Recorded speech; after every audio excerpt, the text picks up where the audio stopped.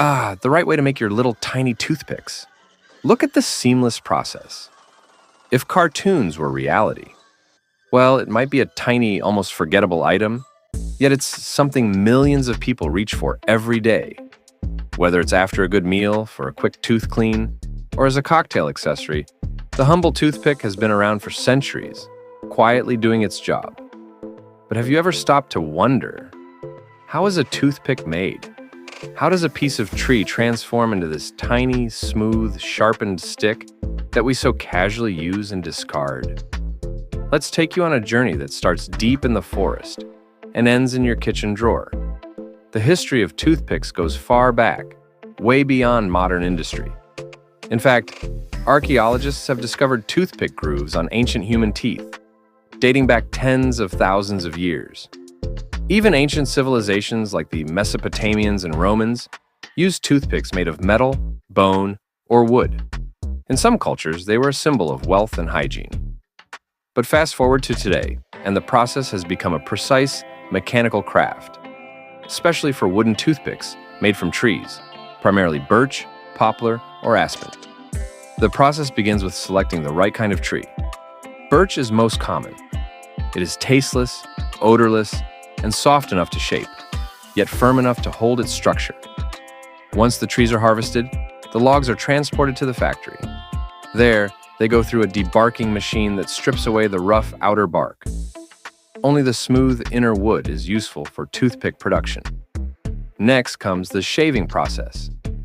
The logs are mounted on a rotary lathe, a machine that spins them rapidly, while slicing them into thin, wide sheets called veneers. It's like peeling an apple, but on a much larger scale. These veneers are about 2 to 3 millimeters thick, and they come off in long, rolled-up sheets.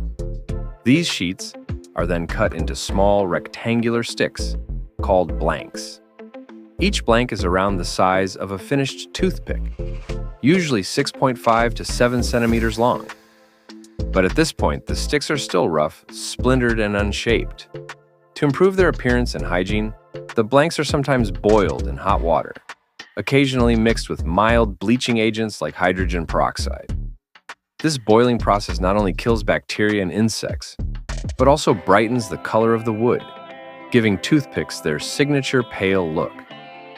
After boiling, the blanks are carefully dried. This is an important step because any leftover moisture could cause the toothpicks to warp, grow mold, or break easily. In the drying chambers, hot air circulates around the blanks until they are completely moisture-free. Now it's time for shaping and smoothing. The blanks are loaded into large polishing drums, rotating barrels lined with sandpaper or fine abrasives. As the blanks tumble inside, they lose their rough edges and splinters. Sometimes a small amount of wax is added to the drums to give the sticks a smooth, slightly glossy finish. Once smooth, the sticks are ready for their defining feature, the pointed ends. Toothpicks are run through sharpening machines that carve one or both ends to a fine point. The blade settings vary depending on the type of toothpick being made. Some are single-pointed, most are double-pointed. The tips are shaped to be sharp enough to function, but not sharp enough to be dangerous. After sharpening, the toothpicks go through a sorting process. Defective pieces, those that are bent, broken, or improperly sharpened, are removed, either by human inspectors or by advanced optical scanners. Finally, the toothpicks are packed into boxes, jars, or wrappers. Some factories include one last sterilization step, using ultraviolet light or heat to ensure cleanliness. Depending on the market, toothpicks may also be flavored with mint or cinnamon, or even colored for cocktail use. And just like that, a simple birch tree has been transformed into thousands upon thousands of tiny, perfect tools, smooth, straight, sharp, and ready for use. It's amazing to think how much thought, precision, and process goes into making something we often throw away without a second glance. But that's the beauty of good design. When it works, it almost disappears. So the next time you reach for a toothpick, remember, what you're holding is the result of ancient history, careful forestry, smart engineering, and good old-fashioned craftsmanship. A tiny tool with a long story. Thanks for watching, guys. Don't forget to like, subscribe, and hit the notification button not to miss our next video.